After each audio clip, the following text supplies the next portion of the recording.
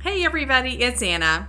So today I'm going to offer some musings on a Sunday afternoon, which is where I look at the sermon my husband preached in church this morning and I offer my own perspective. Those of you who are regulars probably already know that I'm also an ordained minister and I had graduated with an MDiv in seminary. So I am also have been a pastor and a preacher in my time. So my husband and I often have different perspectives. So I will tell you what he said this morning. Today's story was about the young boy Samuel and the calling of Samuel to do God's work. So Samuel was a young child who lived in the temple. He was raised in the temple by Eli, who was the priest, the high priest of Israel. And so in the story today, let me just give you the background because that's important. That Eli has two sons who are theoretically going to be priests, but they're very badly behaved. They don't seem to have the right comportment to be priests. They're behaving immorally. They're kind of, throwing out the laws of God, and Eli just can't get them to behave properly. So we already know there's problems with the succession of priests because it's supposed to be like father to son, right? But these sons are not really suited to be priests. So there's this little boy who's living in the temple who's been dedicated to God from before he was born. And he wakes up in the middle of the night. He hears a voice calling him. He wakes up in the middle of the night and he thinks it's Eli. And so he runs to Eli and says, "Yes, I'm here. What do you need?" And Eli says, "Well, I didn't call you. Go back to bed." So Samuel goes back to bed, wakes up again in the middle of the night, hearing a voice calling him. He thinks it's Eli. So he runs to Eli and says, "Yes, you called me. Here I am." And Eli says, "It's not me." Right? I don't know. I think it may be 3 times, maybe the second time. But at some point, Eli goes, "Okay, I'm not calling him. It's God who's talking to Samuel." So he tells Samuel, the next time you hear the voice, just open your eyes and your heart and say, "Here I am, Lord." Just tell the voice you're ready to hear what it has to say. That's the voice of God. So the next time Samuel goes to bed, he hears the voice of God. And God says, and he says, "Here am I. Here am I. What do you want of me?" And so God gives him a message. So there's a few things I like about the story. What my husband did with it is he argued that Eli probably wasn't a very good father. My husband turned it into a household code sermon. Like, well, we need to be good parents and be good examples to our children. Obviously, Eli's somehow giving these kids the bad example, and that's why they're not like shaping up to be good priests and all this stuff. I'm not saying that may not be true, but I'd like to offer a different perspective, which is very often called people are born to uncalled parents. And when I say calling, I mean there is a special appointment on some of our lives. And you're one of those people because you just don't fit into the world.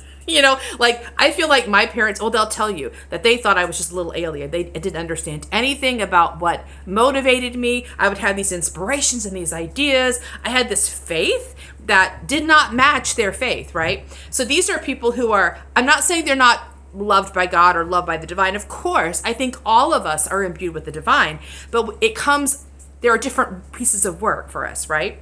And I think in my case, my parents are sort of normal people and I'm sort of a called person.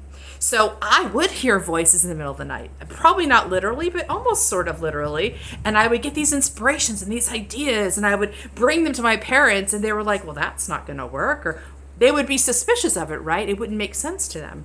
And so I spent a good portion of my childhood going, "Oh, well, that must be unreliable. I must be hearing incorrectly," right? Like treating it like it was sort of silliness.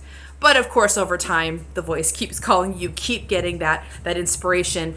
Life not following that inspiration gets harder and harder until finally you just kind of move forward.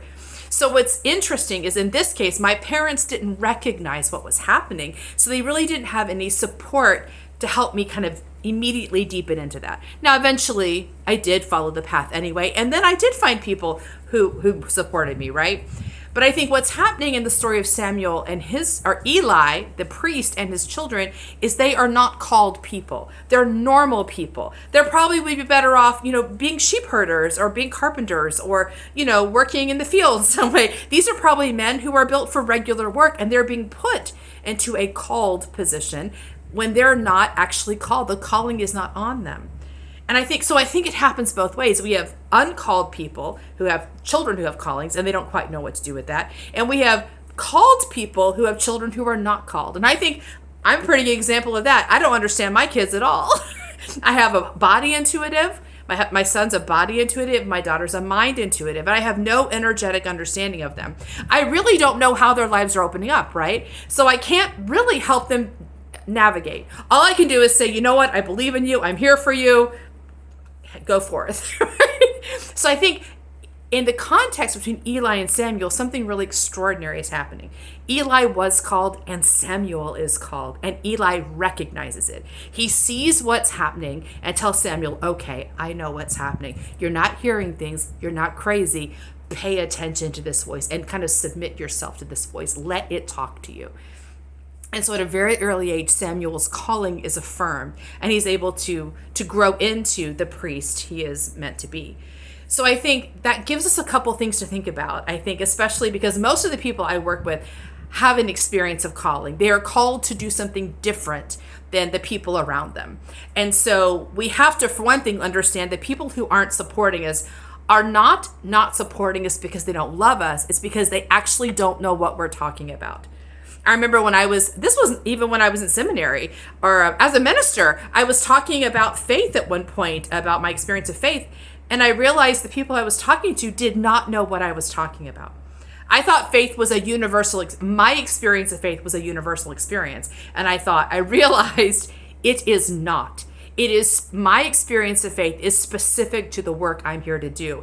And it is quite different than other people's experiences. So it's important to both get that your own compass is yours, and that other people don't necessarily understand it, but that doesn't make them necessarily your enemies, and it doesn't make your compass untrue. It just means you're kind of created for different paths. And secondly, I think it is important to find people on your path who say, yes, I see what you're talking about. I get what you're doing. I may not know where you're going with your gift, but I totally get where you're coming from. One of the best moments, probably when I work with my clients, is that moment when they go, oh my gosh, that's me. I'll describe what I think may be happening. They're like, that is me. I can see it now. They suddenly realize what I'm describing is not, that they are not some weird anomaly out here doing something completely confusing. What they're doing is following a different kind of pattern than the one other people have followed, and one that I recognize. So when I describe the pattern, I'm describing a very normal pattern that most called people have, or all the called people I know have. And so I'm describing it. They go, oh my gosh, that's exactly what's happening. You mean there's other people like me? And I'm like, yeah, there's a lot of other people like you. So there is something kind of lovely about Eli and Samuel, the fact that they come together. So when Samuel is very young, to help him establish his path. But I do want to hold back from being very critical of Eli as a father or his sons as bad priests, because I do think the other problem comes from when people like the called people expect that everybody else is going to be able to do it, and that they can kind of pass it on to somebody else, and that person will somehow, because of their exposure to me, will suddenly like lock in and get that same calling. My kids, I raise them, they're my kids, right? They are not like me. And me being able to say, yeah, that's okay. They were built for something else. I'll have to agree to the mystery of them and not want them to be mini versions of me. It's so much better to realize no one should be a version of anybody else. We are all here very specially called and crafted and evoked upon the planet to do something really special and important. And only we can do that. And if I can agree to my own path and honor my own path, then it becomes easier for me to honor other people's path. Even if I don't get them, which most of them I don't understand them, I can still say, I believe in this universe, I believe in the divinity that lives within people, so I believe in them. That's my thoughts for today. See you next time. Bye.